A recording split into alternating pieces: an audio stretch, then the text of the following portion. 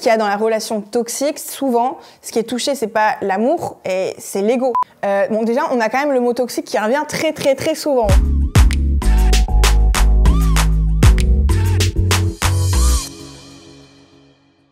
Bienvenue à vous, bienvenue chez Dr Lénou. Ça fait un moment que vous m'aviez demandé d'ailleurs cette vidéo. Pour ceux qui ne connaissent pas le concept, on va faire donc Dr Lénou, c'est-à-dire que j'ai demandé sur Instagram à ce que tout le monde en fait me donne ses petits problèmes, ses petits soucis. Je ne suis pas psychologue, je ne suis pas médecin. Je vais vraiment répondre avec mon point de vue. Chacun a son point de vue dans la vie, on respecte les uns les autres. Je vais vous donner beaucoup d'exemples sur moi-même pour que vous puissiez vous retrouver dans les situations et voir comment j'ai réagi, comment je me suis sortie du truc, ok? C'est pas que j'ai envie de parler de moi, pas du tout, c'est qu'au contraire, c'est pour vous aider. Abonnez-vous et n'hésitez pas à mettre un petit pouce bleu si jamais vous avez aimé la vidéo. Vous me dites dans les commentaires si vous kiffez, si vous voulez autre chose. Allez, c'est parti, je commence. J'en ai sélectionné plein. Le premier souci, comment surmonter une rupture d'une relation toxique? Comment ne plus attendre, oublier? Ah, comment ne plus l'attendre? Au pire, peut-être dans mon discours, je vais répondre à la seconde question que j'ai pas forcément super compris. Surmonter une rupture, c'est surmonter une rupture, en fait. En vrai de vrai. Donc, je vais vous donner un exemple très simple. Une fois, je suis sortie avec un garçon. Moi, je suis très longue à aimer. Ça faisait un mois, presque deux mois qu'on était ensemble. Et en fait, j'ai appris qu'il parlait avec des filles et tout. Enfin, vraiment, genre, horrible. Et en fait, c'était la première fois de ma vie que j'avais une trahison. En fait, c'était la première fois vraiment qu'on me trahissait. Je pleurais, mais en mode genre... ça fait mal et tout. Et en fait... Avec le recul, cette personne-là, je l'ai aimée style, mais genre au bout d'un an, parce qu'au final, je lui ai pardonné et tout, ouais. Bon, après, il n'y avait pas eu tromperie, c'était vite fait des échanges de textos, on s'est pas mis ensemble tout de suite du tout. Et au final, c'est une relation qui a duré 3 ans, donc au final, j'ai bien fait. Mais si j'ai eu mal, si j'ai souffert, si j'ai pleuré, c'était juste de l'ego. C'était pas lui, c'est pas parce que je l'aime à la folie ou rien à voir, mais vraiment rien à voir. C'est juste la trahison, c'est vraiment ça. Et en plus, c'était la première fois que je me faisais trahir, donc forcément. Donc, surmonter une rupture. Moi, mes astuces pour surmonter une rupture, c'est je me plonge. En fait, faut occuper quand même son esprit. En fait, faut l'occuper sans trop l'occuper finalement. Là, t'es pas bien. Là, t'es dans le mal. T'as l'impression que jamais je pourrais faire ma vie sans lui. Mais parce que c'est une question aussi d'habitude. T'as l'habitude d'avoir ses textos tous les jours. T'as l'habitude de voir la personne peut-être tous les jours, de faire des activités. Peut-être que vous avez le même groupe de potes. Il y a plein de trucs qui rentrent en jeu. Et en fait, à ce moment-là, faut se concentrer sur soi et se dire qu'en fait, avant lui, on avait une vie et vous en aurez une après lui. Donc en fait, cette personne-là, elle s'est juste incrustée dans votre vie, c'est bien, c'était cool, vous avez passé des bons moments. Maintenant vous êtes vous. Genre demain, je vis une rupture, je suis Léna.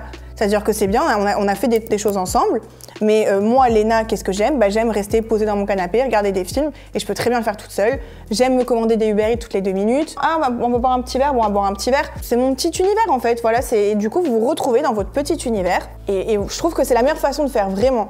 Parce que vous arrivez vraiment à vous reconstruire rapidement. Alors que si vous occupez trop votre esprit tout le temps, allez les boîtes, les cils, les teints, généralement vous cachez, vous faites l'autruche quoi. Vous cachez un peu le problème. Conclusion de tout ça, si vous avez une difficulté à surmonter une rupture, vous vous recentrez sur vous, vous faites des choses qui vous plaisent vous essayez de vous redonner confiance en vous en prenant soin de vous. En fait, c'est vous. Vous avez votre vie avant lui, après lui. Ça suffit, je veux plus te voir pleurer là derrière ton écran. C'est terminé, c'est bon, il a raté quelque chose, c'est lui qui a perdu.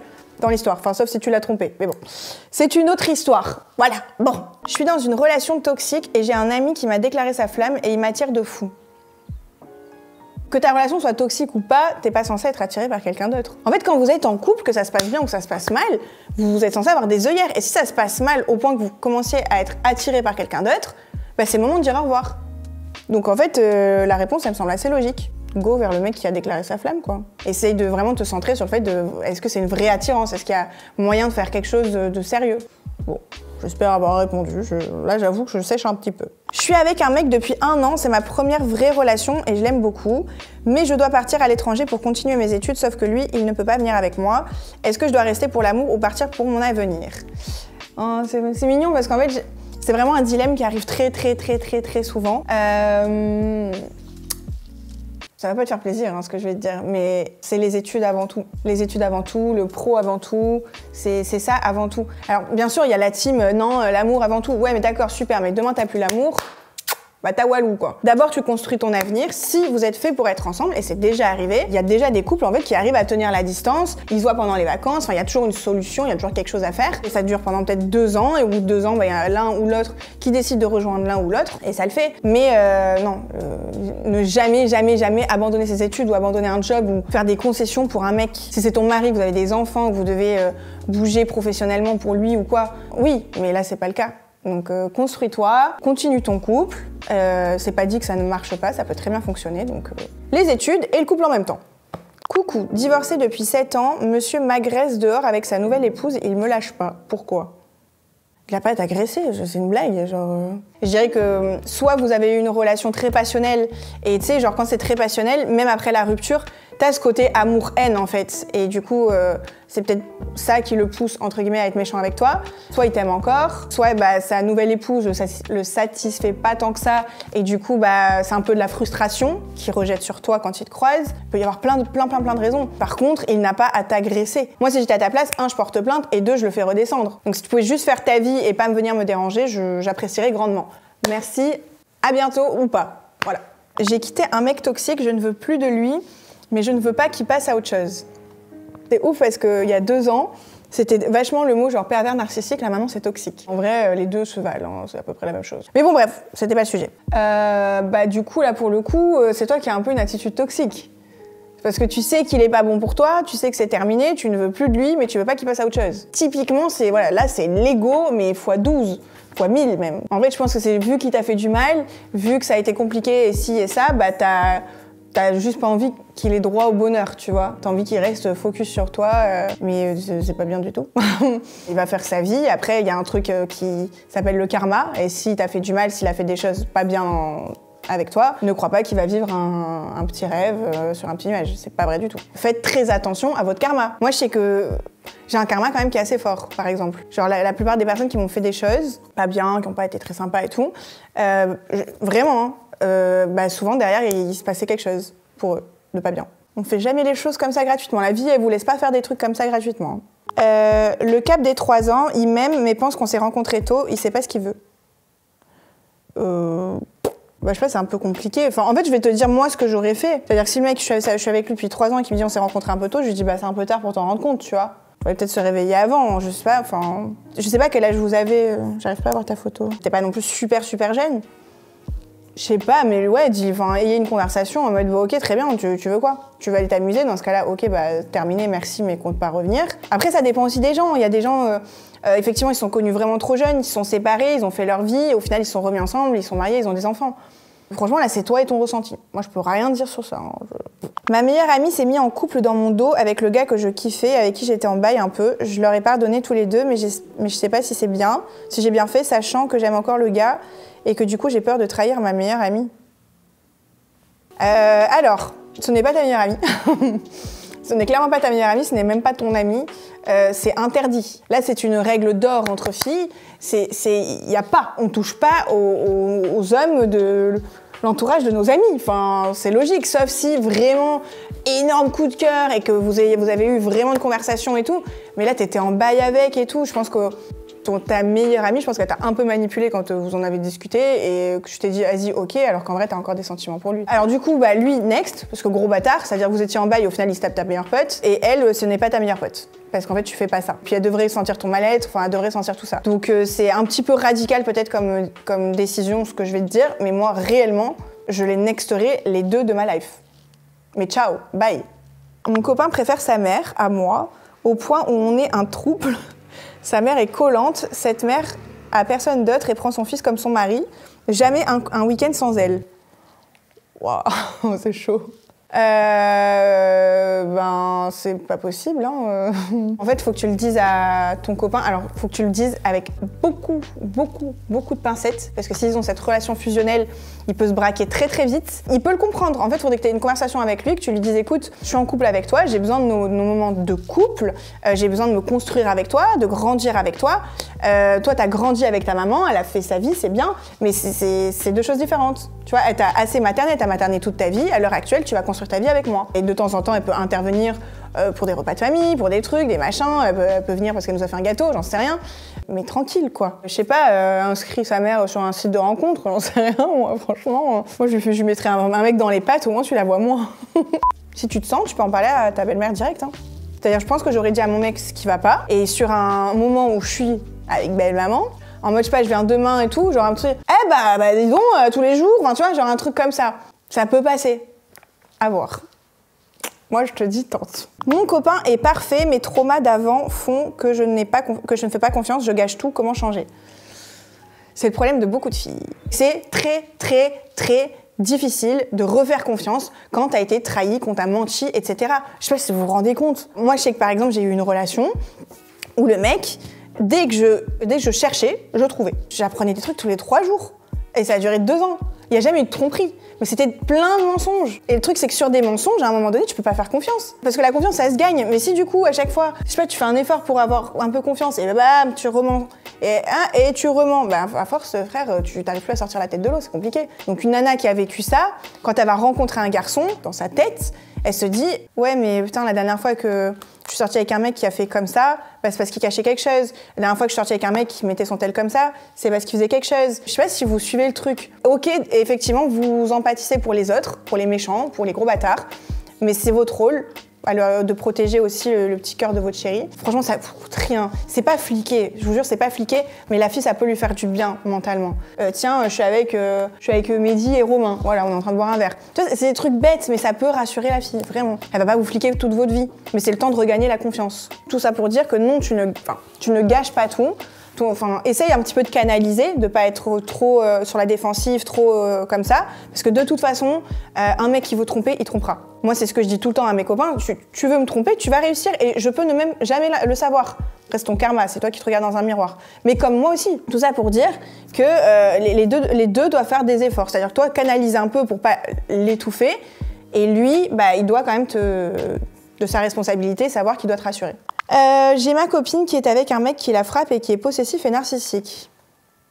Je crois que c'est 3919, le numéro pour les femmes battues. Tu devrais en fait l'emmener tout simplement porter plainte, aller chez la police, dire quelque chose. Tu peux pas laisser ça comme ça. On ne touche pas. À la violence, c'est pas que je lève la main sur toi. La violence, c'est bien avant. Et c'est pour ça que des fois, on dit qu'il y a la violence psychologique, la violence verbale. C'est des choses qui peuvent vous atteindre directement et ça fait très mal. Une fille, elle peut être traumatisée juste par les mots de son mari. En fait, vous allez sur Google, vous tapez violentomètre et vous avez 3 catégories. Profite, vigilance, il faut dire stop, et protège-toi, demande de l'aide. Fouille tes textos, mails et applis. Je mets juste un doigt là-dessus parce que quand j'avais lu, je me rappelle, le violentomètre, je me suis dit, ah bah merde, ça veut dire que j'ai un mauvais comportement parce que ça m'est déjà arrivé de fouiller. Quand ils disent fouiller, machin, les téléphones et tout, c'est en mode vous avez plus de vie privée et là, c'est en mode il a un contrôle sur votre vie. T'isole de ta famille et de tes proches, ça, faites très attention, ça va très vite. Leur technique, généralement, c'est de se servir d'une des faiblesses de vos amis ou de vos proches. Elle est pas si bien que ça. T'as vu les conseils qu'elle te donne, elle veut pas ton bien. Et bam, on commence à rentrer dans la manipulation, tu commences à penser que, effectivement, telle ou telle personne n'est pas bien dans ta vie. Du coup, lui, il prend encore plus d'ampleur dans ta vie parce que tu te dis, tiens, lui, il veut vraiment mon bien. Jusqu'au jour où il est tellement important dans ta vie que tu te dis, j'ai besoin que de lui. Et là, il a une emprise totale sur toi. Et là, t'es mal. Ok ? Après, on a donc protège-toi, demande de l'aide. On a genre te traite de folle quand tu fais des reproches. Ça, pareil, genre limite, ça devrait vous alerter. Par exemple, quand tu dis à ton mec, genre oui, vas-y, j'ai trouvé ça un peu chelou, il y a eu ça et tout, s'il commence à te dire, mais t'es complètement une malade et tout.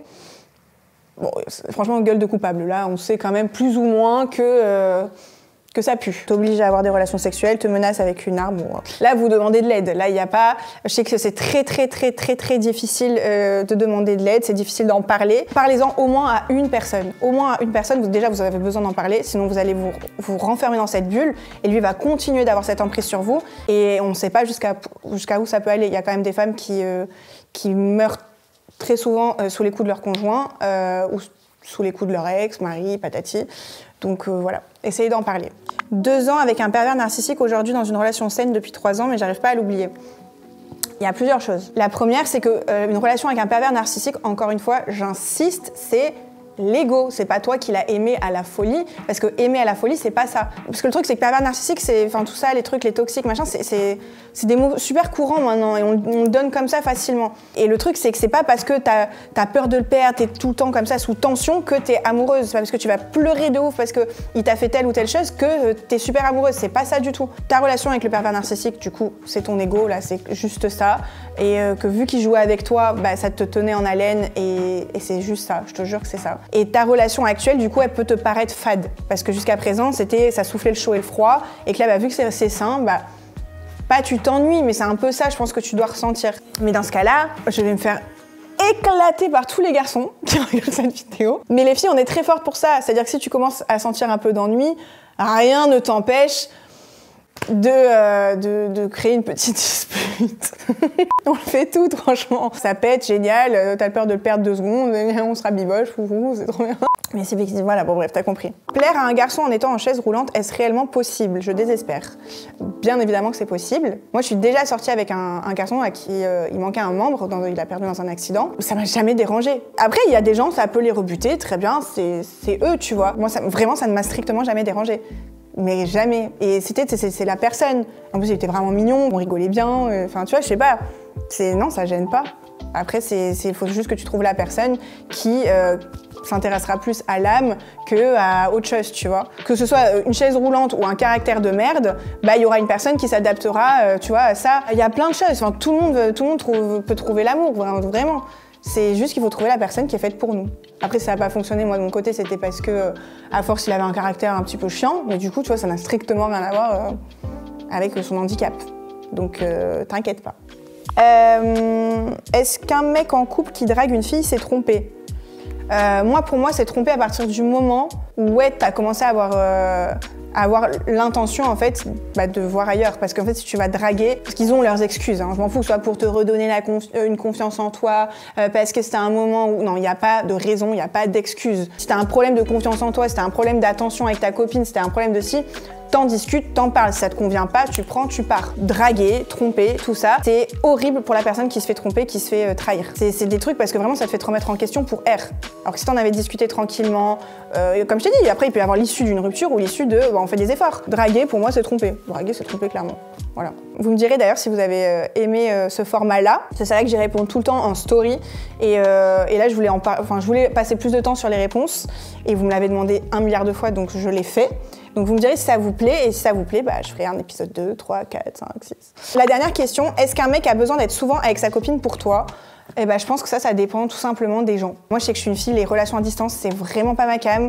Moi, je fais partie vraiment des gens, genre loin des yeux, loin du cœur, c'est horrible, Mais vous dites... Alors, si vous vivez une relation à distance, vous dites pas que l'autre personne est comme moi. Genre, il y a des gens, vraiment, ça leur convient, ils sont bien comme ça, ils sont très amoureux. Moi, c'est juste moi, hein, j'ai un problème avec ça. J'aime être tout le temps avec mon copain. Je pense que j'ai à peu près 46 personnalités, donc il a la meuf chiante, la meuf amoureuse, la meuf qui veut se barrer, il y a de tout, en fait. Hein. Non, ça dépend de vous. De toute façon, dès que vous commencez une relation, ça fait une belle conclusion d'ailleurs. Soyez vous-même, ne jouez pas un rôle parce que dans tous les cas, le naturel revient au galop et vous allez perdre du temps. Donc soyez vous-même et dites ce que vous voulez et ce que vous voulez pas. Moi, j'aime un mec qui me fait rire et qui est attentionné. Si t'es pas drôle et pas attentionné, te donne pas un rôle parce que dans tous les cas, à un moment donné, je vais te dire ciao. Donc voilà, c'est la fin de cette vidéo. J'espère que ça vous a plu. N'hésitez pas à liker, à vous abonner parce que y en a toujours des nouvelles. Là, si vous allez dans mes vidéos sur ma chaîne, vous allez voir qu'il y a il y a plein de choses différentes. Normalement, tout le monde y trouve son compte. Et je pense être quand même assez sympa. S'il vous plaît, abonnez-vous, s'il vous plaît. Non, ça, c'est le début de ma chaîne et tout. Donc bref, je vous fais des bisous, je vous dis à la prochaine. Et puis, ciao, bye, hasta luego. Pareil, je prends du temps sur cette question, mais je pense qu'il faut en parler. Donc, qui c'est? Voilà. C'est pas parce qu'il y a des chansons qui disent que se faire sucer, c'est pas tromper, que se faire sucer, c'est pas tromper. Ok? Non, draguer, c'est tromper.